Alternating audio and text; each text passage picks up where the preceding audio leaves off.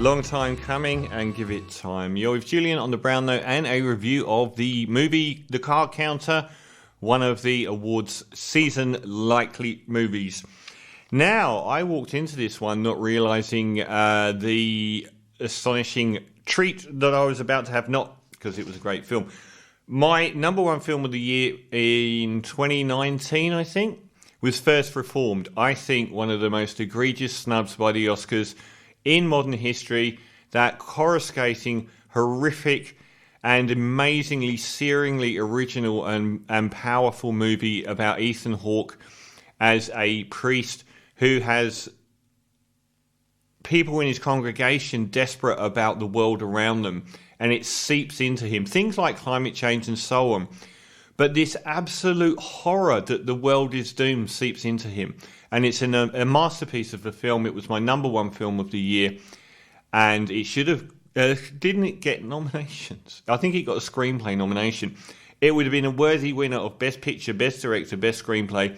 And Ethan Hawke, in a career best performance, not even getting a nomination. It really wound me up. Well, that was directed by Paul Schrader.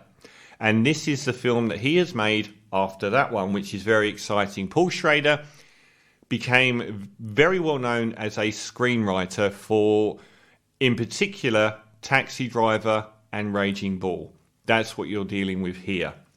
And this time around we get William Dafoe in a very minor role, but the lead role, which is dominant throughout, Oscar Isaac, an actor I've had an enormous amount of time for ever since Inside Llewellyn Davis, and in multiple films, even like A Most Violent Year. That was another masterful performance.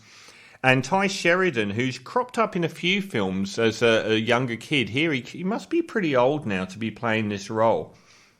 How old is he? He's 24. I can't believe he's still so young. And he was in The Tree of Life, Mud, Joe. So he's done some really great films and got sucked up in the Marvel universe as playing Cyclops. Now, this film starts with Oscar Isaac's character. He's playing cards, and he's a card counter in blackjack, where it's illegal for some reason. Beating a game is illegal. How is it illegal to be a card counter? How being really good and beating the game can be illegal? I just don't understand that. But it becomes apparent that this is a guy that has just come out of a military prison after 8 years inside. And we find out that he's one of the guys in the photos in the Abu Ghraib scandal.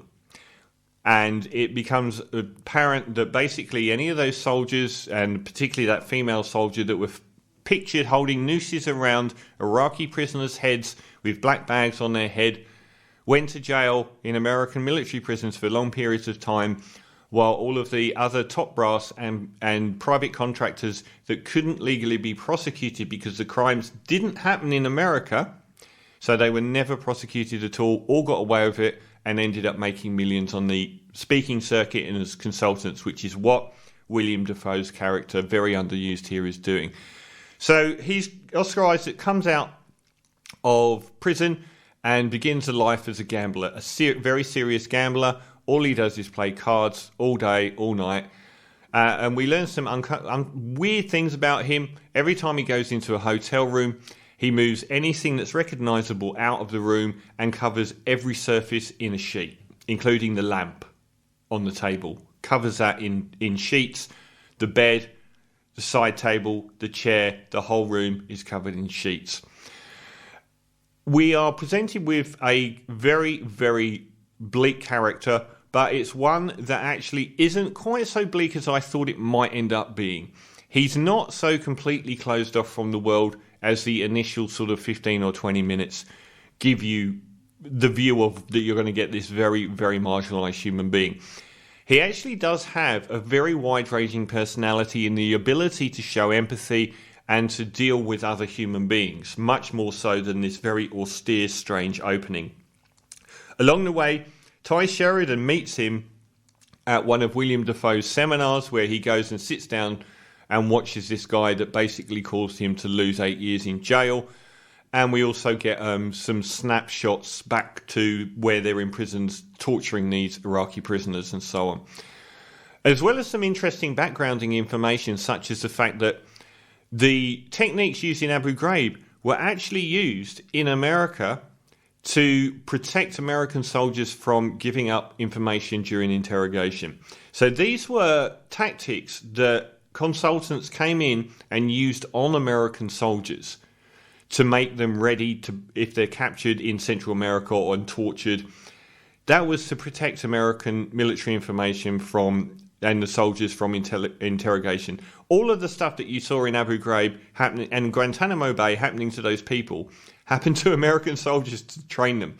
But once they got the post 9/11 prisoners, they realised that none of them were giving up any information. The decision was used to turn what used to be a training method on American soldiers into a method of torture on their prisoners. I didn't know that. I thought that was really interesting.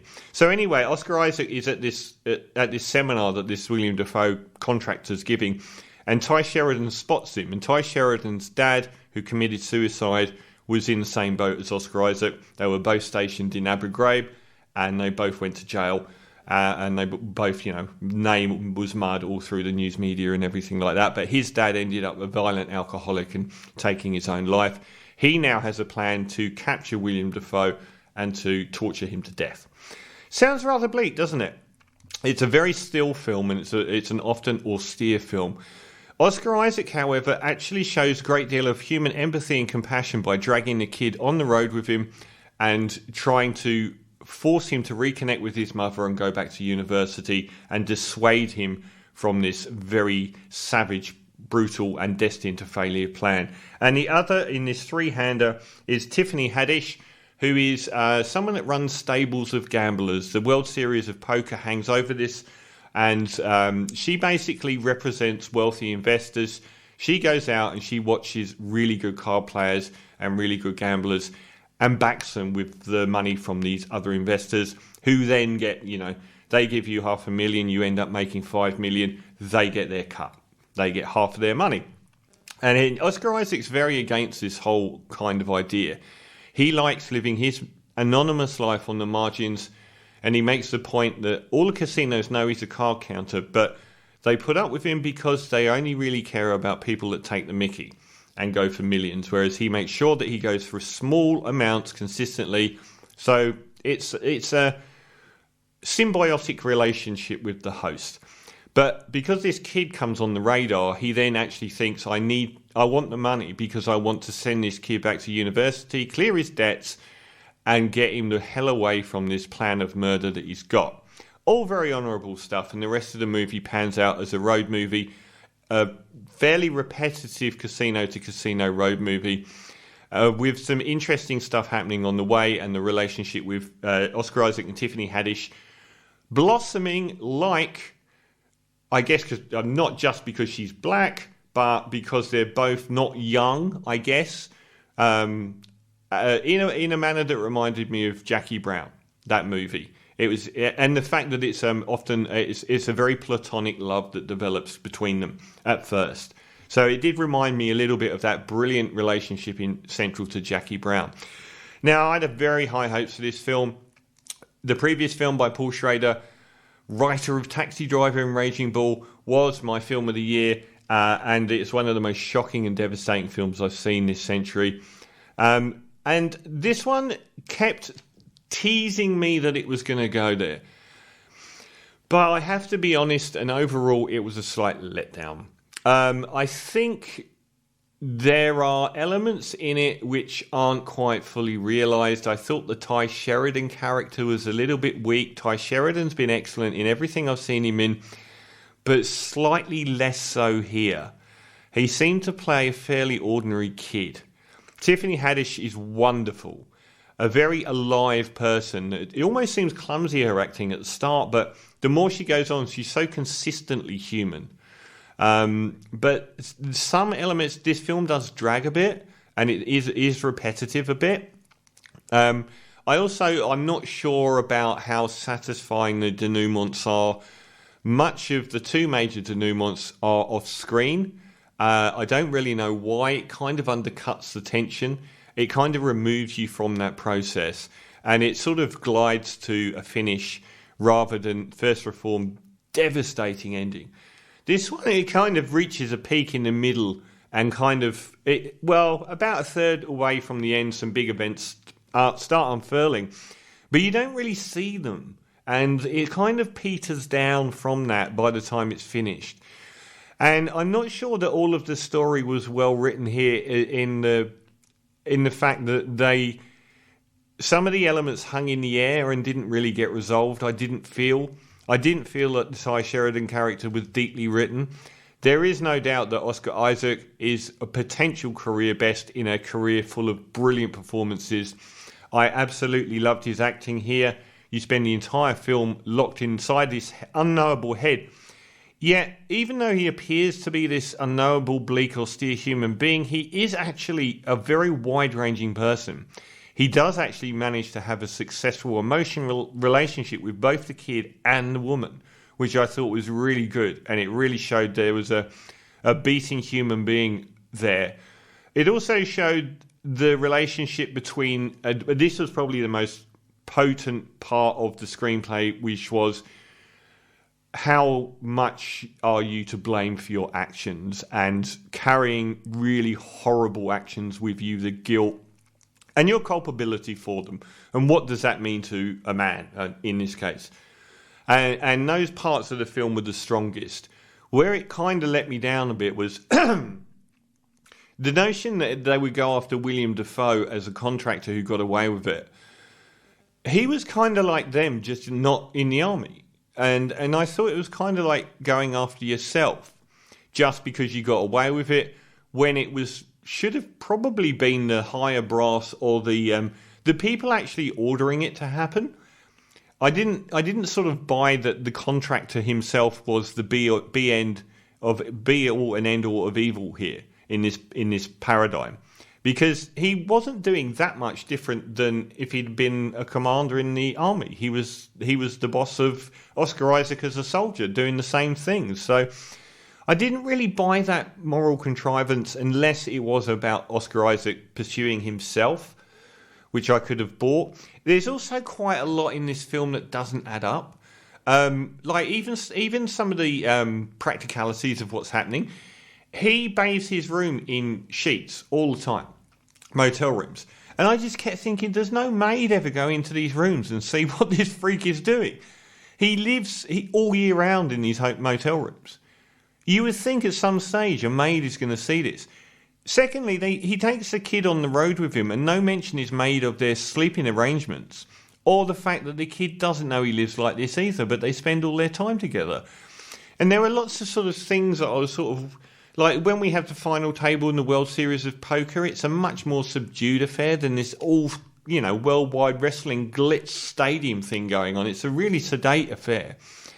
So there were some logistics and some likelihoods in this film where I felt like it was a little bit unfinished and where things needed to be taken with a pinch of salt as they weren't quite likely to have happened in the real world. So I'm holding this up to a very high standard, given the previous film, First Reform, was my film of the year.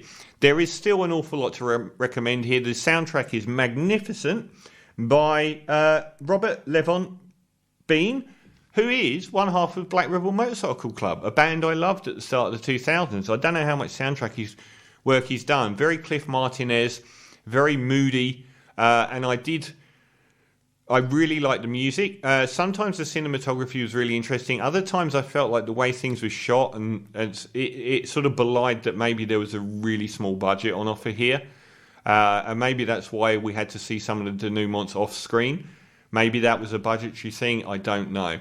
But I don't think it was an all-round a successful screenplay for me. Still one of the year's most interesting films.